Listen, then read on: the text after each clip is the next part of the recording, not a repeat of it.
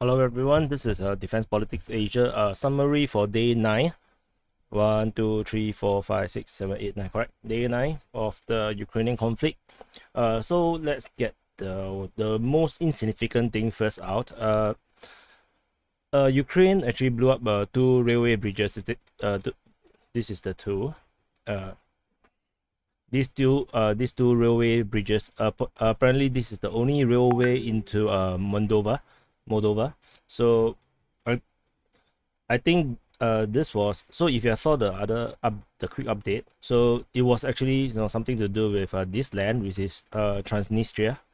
Um, there are Russian forces within this breakaway territory from Moldova, trying to keep the peace there. They are peacekeepers, but I think there are concerns where the Russian forces may enter through Transnistria, and or maybe even recognize Transnistria as a republic, just like what they have done for Donetsk and Luhansk.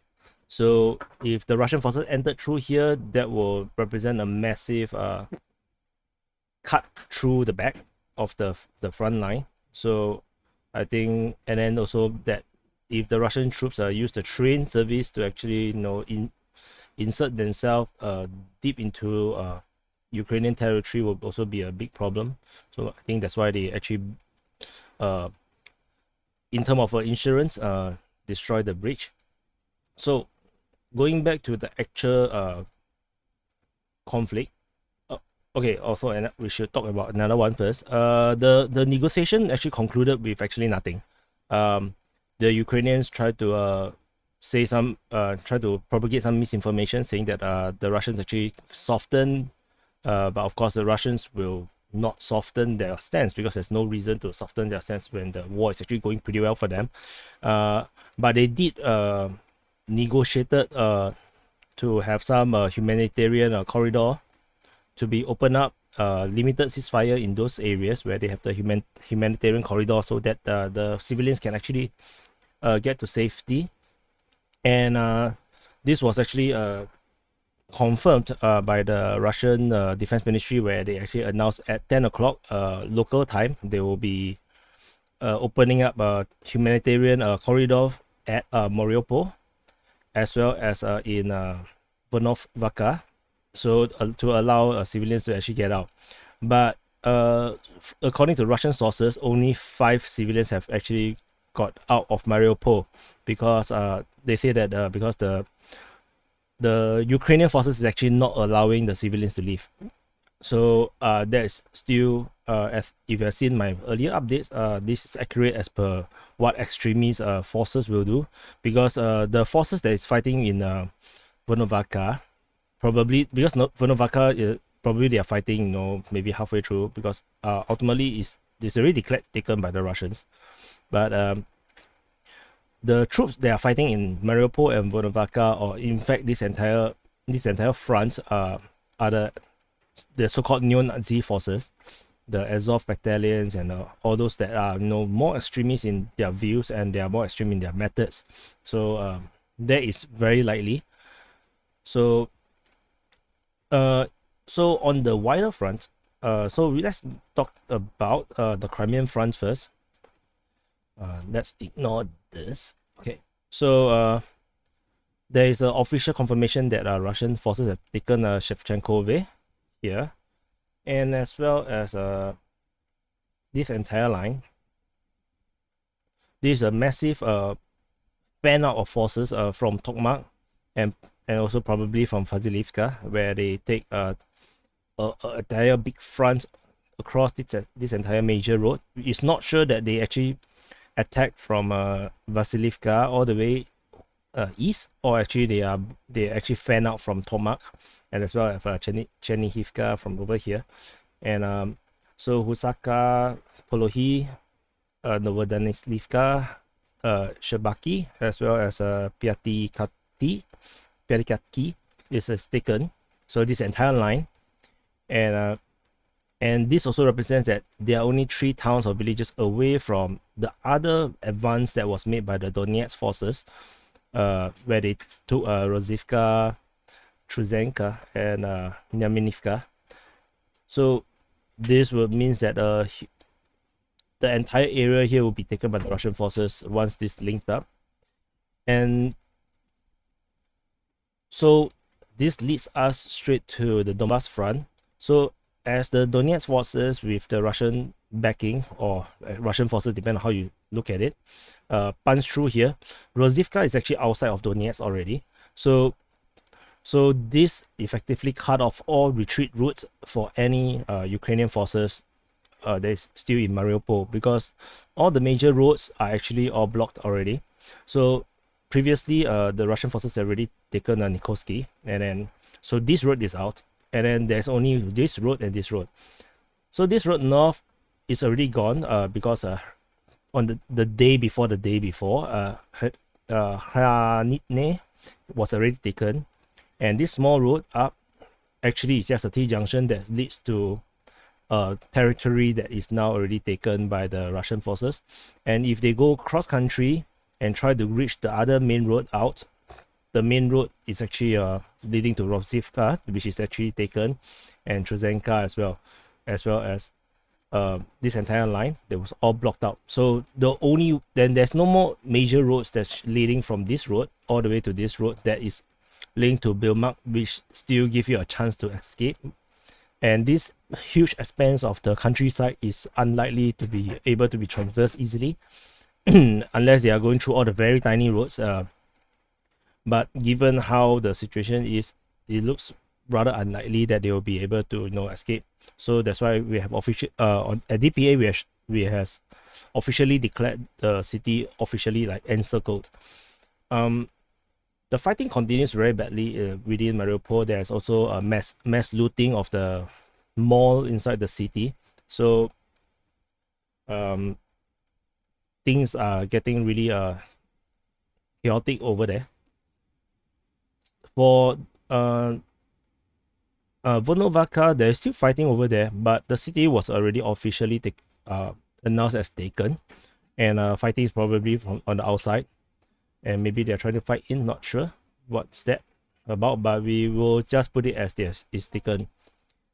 And the Ukrainian front is actually this entire stretch here, and there's this entire area along this entire road, all the way from Bakhmut all the way to Andrivka. This entire road is actually the kind of the front. And on the Luhansk side, we have already marked this entire area as Russian taken. There is supposedly some forces at Belarus, but because of the unlikelihood for them to be able to escape through this huge expanse of land, and being the Russian border, we view that this force is already kind of like unlikely to be posing any threat or any meaningful move. They will probably change to civilian clothes and just melt away. This is what we think will happen. And so the another huge move. So Luhansk forces have been doing really well. This is the third consecutive day where they have massive gains. They now take the town or village of Lozove, Serenge, Shandriholovo, and Darilov. So with this punch, basically they punch out of Luhansk territory. So into this is actually Donetsk land, Donetsk territory, and this is somewhere into the Kharkiv Oblast, I think.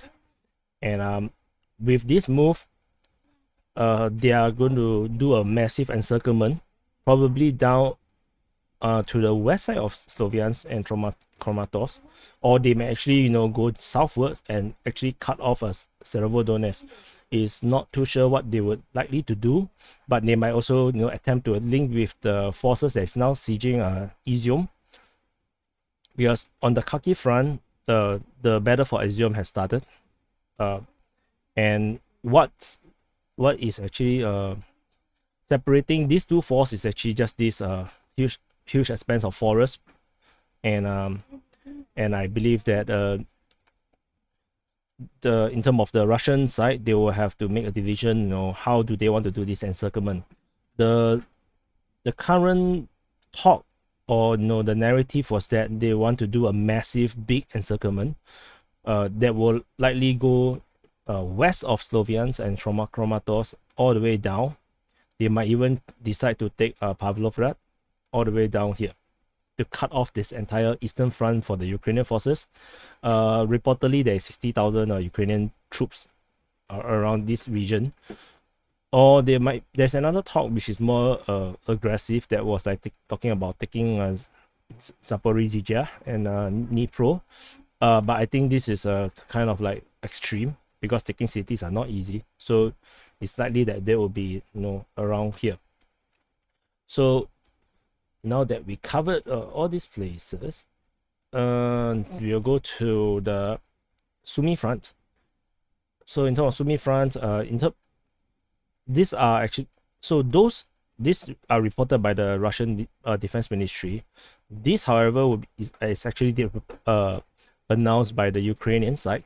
The Ukrainian Defense Ministry actually mentioned that Russian forces is now attacking Vishenki, or actually yesterday was attacking Vishenki. They also announced that Hadiach as well as Kiev has been taken. So you can see that this hook from the east, from the west, is going to encircle Otraika, along with the troops that's already at Bohodukhiv. So we can see this pincer movement, and we will see an encirclement of the city very soon. My understanding, there was some heavy bombardment on this city, and there's a lot of destruction in this city. So because this city had been really stubborn, they do not want to fall. They have been fighting fiercely. There are Ukrainian forces holding this point, but of course it's very obvious because it's a major transport hub as well. As you can see, 5 roads linking through the city. So it's an important place and strategic city to be taken. So we can see from the Russian actions that they are taking this city rather seriously. Not much was mentioned about this, but it's easy to assume that the forces is actually moving towards Kiev from this road. We did not link up because we have no information of the sighting here, but from what I've seen from the Russian sources, the convoy is actually defended and escorted by attack helicopters. So, and they are daring the Ukrainian saboteurs or soldiers to actually try to intercept the convoy. So I don't think they are doing it, because the number of videos and pictures and stories of all these convoys getting intercepted in the north has actually gone down. Haven't seen any for some time. So according to the Ukrainians as well, they say that they are fighting over at Zazimia and then Oster. They say the Russian forces are actually attacking all these positions. Also Berezan, which is actually another city down from Barishivka, which was taken or cited that there are Russian troops there previously, and so which that corroborated the information that they were there.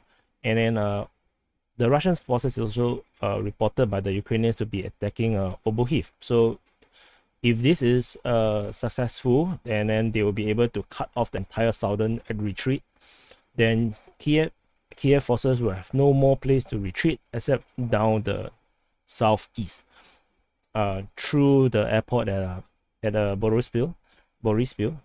The Ukrainian also mentioned the Russian forces are attacking Bishiv. So we can see this widening of the front over the west flank of Kiev. And they also specifically mentioned that the Russian forces have taken defensive posture in Kuhari as well as Poliske. And they were warning that the Russians may be doing a provocation move to the Belarusians to kind of like entice the Belarus forces into the war. But I think this is just misinformation, because there's no reason they need to do that, because an order from Putin or the Russian commanders, the Belarus will actually enter war. According to my understanding, the Belarusians has already station troops all across the border. So likely is to prevent any spilling of violence into their country. But if they do receive any order, they can enter war at any time. But at this moment, I do not think they are needed yet.